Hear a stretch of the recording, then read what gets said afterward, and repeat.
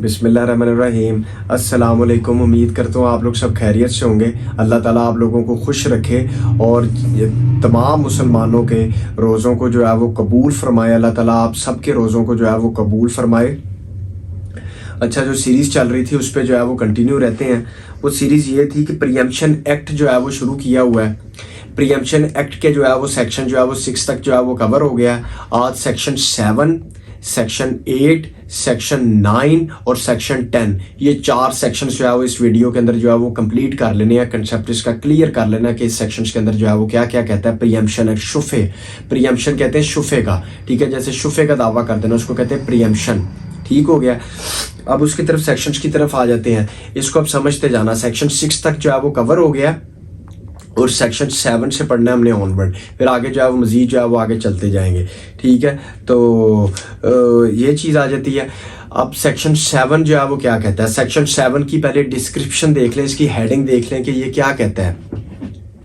Section 7 कहता है priorities in the right of preemption, कि किसको जो है वो प्रायोरिटी दी जानी है, किसको प्रेफरेंस दी जानी है। वही जो मैंने पहले आपको बताया कि किस तरह जो है वो आपको प्रेफरेंस दी जानी है। पहले सबसे पहले शाफी शरीक आएगा, उसके बाद शाफी खलीत आएगा, उसके बाद शाफी जार आएगा। ये पिछले सेक्शन में हमने पढ़ लिया कि ये कौन कौन होते हैं। शाफी खलीत किसे कहते हैं, शाफी शरीक किसे कहते हैं, शाफी जार किसे कहते हैं, पीछे सेक्शंस में कवर हुआ है। तो इस वजह से इसकी प्रायोरिटीज प्रेफरेंस किसको दी जानी है। सबसे पहले शाफी शरीक, वो नहीं है तो फिर कौन सा आएगा शाफी खलीत, वो नहीं है तो फिर कौन सा आएगा शाफी जार।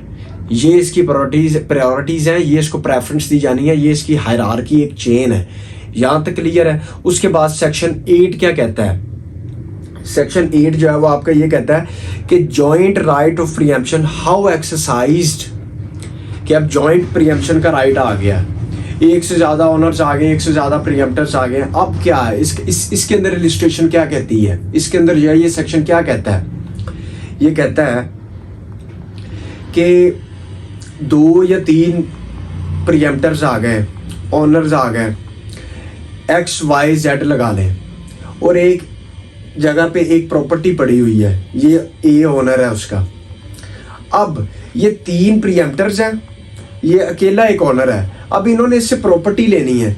ये चाहे तो इनमें से 2 बंदे कहें, 2 प्रीएम्प्टर कहें यार हम नहीं लेना चाहते, तीसरे बंदे को कहे तुमने लेनी है तो ले लो इससे, तो वो ले सकता है। अगर 2 चाहें तो 2 ले सकते हैं। अगर वो तीनों मिलकर चाहें कि हम तीनों मिलकर वो प्रॉपर्टी ले लेते हैं जॉइंट में, तो इस सेंस के अंदर वो तीनों मिलकर भी प्रॉपर्टी ले सकते हैं। अब इसको इसकी समझ लगी इस कंसेप्ट की कि ये प्रॉपर्टी पड़ी है, एक से ज्यादा प्रीएम्प्टर्स आ गए हैं, तो उनमें से एक प्रीएम्प्टर भी चाहे तो वो प्रॉपर्टी ले सकता है। अगर एक से ज्यादा मिलकर जॉइंट इकट्ठी लेना चाहे तो वो भी जो है मिलकर इकट्ठी ले सकते हैं प्रॉपर्टी। ये सेक्शन 8 कहता है। यहां तक क्लियर है। उसके बाद सेक्शन 9 क्या कहता है।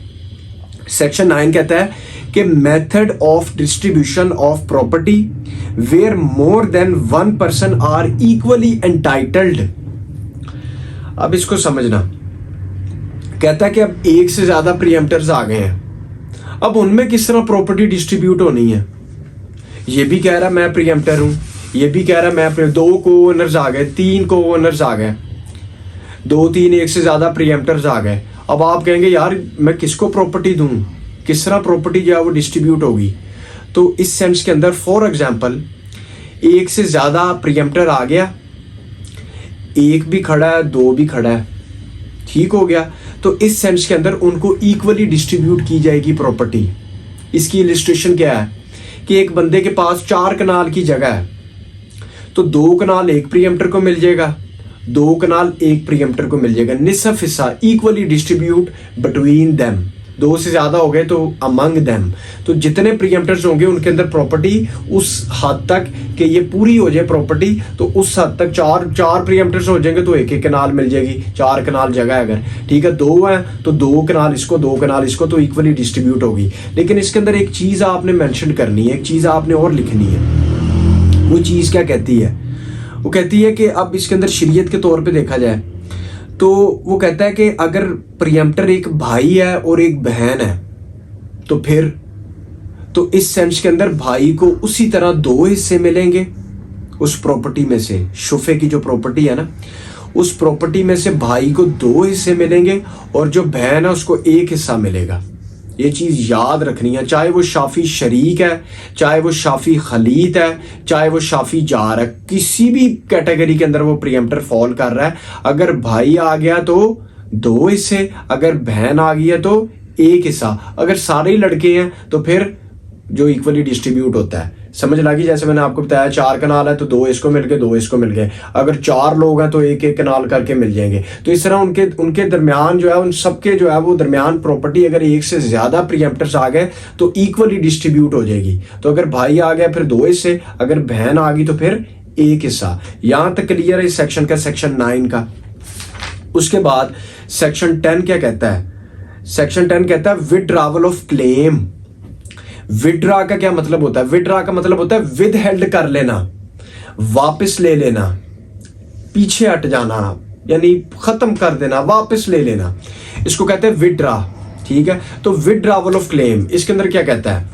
इसके अंदर कहता है कि 1 से ज्यादा प्रीएम्प्टर्स आ गए तो वो कोर्ट के अंदर क्लेम कर दिया उन्होंने कि सर हमारा राइट है, हमें ये प्रॉपर्टी दी जाए, मैं इसका प्रीएम्प्टर हूं, मेरा राइट बनता है ये। अब 2 या 3, 4 जितने भी प्रीएम्प्टर्स हैं उन्होंने जॉइंटली या सेवरली या इकट्ठे या अलग-अलग सूट फाइल कर दिया।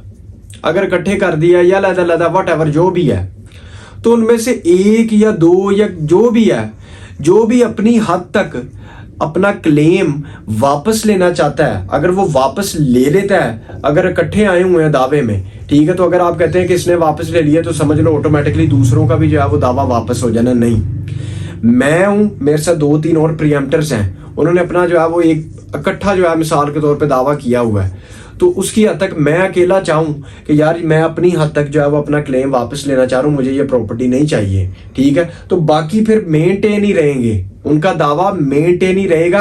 वो अपनी हद तक उनका क्लेम जो है वो मेरी हद तक वापस हुआ है ना क्लेम। ये जो मेरे साथ 2-3 प्रीएम्प्टर्स और हैं, उनकी हद तक दावा मेंटेन रहेगा, वो अपना राइट जो है वो क्लेम करेंगे कि सर उसकी हद तक वापस हो गया, मेरी हद तक जो है वो, हम सबकी हद तक जो है वो मेंटेन रहेगा, ये वापस चला गया, ठीक है, तो हमें ये प्रॉपर्टी जो है वो दी जाए। ये था इस सेक्शन का मतलब। यहां तक क्लियर है? सेक्शन 7 भी क्लियर है, 8 भी, 9 भी, 10 भी। समरी में देख लें तो 7 क्या कहता है? प्रायोरिटीज को देखा जाना है कि पहले शाफी शरीक आना है, फिर खलीत आना है, फिर शाफी जार आ जाना है। यहां तक क्लियर है? 8 के अंदर कहता है कि 1 से ज्यादा प्रीएम्प्टर्स हो गए हैं तो वो अकेला भी प्रॉपर्टी ले सकता है या फिर इकट्ठे मिलकर जो है वो प्रॉपर्टी ले सकते हैं। क्लियर हो गया? सेक्शन 9 कहता है किस तरह डिस्ट्रीब्यूट होगी। अगर 1 से ज्यादा प्रीएम्प्टर आ गए, 2 आ गए, 3 आ गए, 4, तो उनमें इक्वली डिस्ट्रीब्यूट होगी, किसी एक प्रीएम्प्टर को नहीं दी जाएगी, इक्वली डिस्ट्रीब्यूट होगी वो प्रॉपर्टी। तो अगर भाई आ गए तो उसको 2 हिस्से मिल जाएंगे, अगर बहन आ गई तो 1 हिस्सा। अगर वो बहन भाई नहीं लगते रिश्ते में, सिंपल मालक हैं या को ओनर्स हैं, उनका आपस में कोई ऐसा रिश्ता नहीं है या व्हाटएवर जो भी है, तो उनमें प्रॉपर्टी फिर इक्वली डिस्ट्रीब्यूट हो जाएगी। यहां तक क्लियर है? फिर उसके बाद सेक्शन 10 क्या कहता है? Withdrawal of claim. 1 से ज्यादा प्रीएम्प्टर्स आ गए हैं, अगर उनमें से एक बंदा अपनी हद तक क्लेम वापस लेना चाहता है कि मैं नहीं भाई इस दावे के अंदर आता है या मुझे ये प्रॉपर्टी नहीं चाहिए, मैं अपनी हद तक क्लेम वापस लेता हूं, विड्रा करता हूं, तो बाकी जो प्रीएम्प्टर्स होंगे उनका दावा मेंटेन रहेगा, उनका सूट मेंटेन रहेगा, वो अपनी हद तक क्लेम जो है वो मेंटेन रखेंगे कि नहीं हमें प्रॉपर्टी चाहिए, ये बंदा ये प्रीएम्प्टर वापस चला गया तो इसकी हद तक खत्म हो गया वो क्लेम, हमारी हद तक मेंटेन है, हमें ये प्रॉपर्टी जो है वो दी जाए क्योंकि हमारा शुफे का राइट ये बनता है। यहाँ तक था सारा। उसके बाद आगे इंशाल्लाह मजीद वीडियो के अंदर जो है वो आगे फर्दर सेक्शंस की तरफ चलेंगे। बाकी दुआओं में याद रखिएगा। Thank you very much. अल्लाह हाफिज़।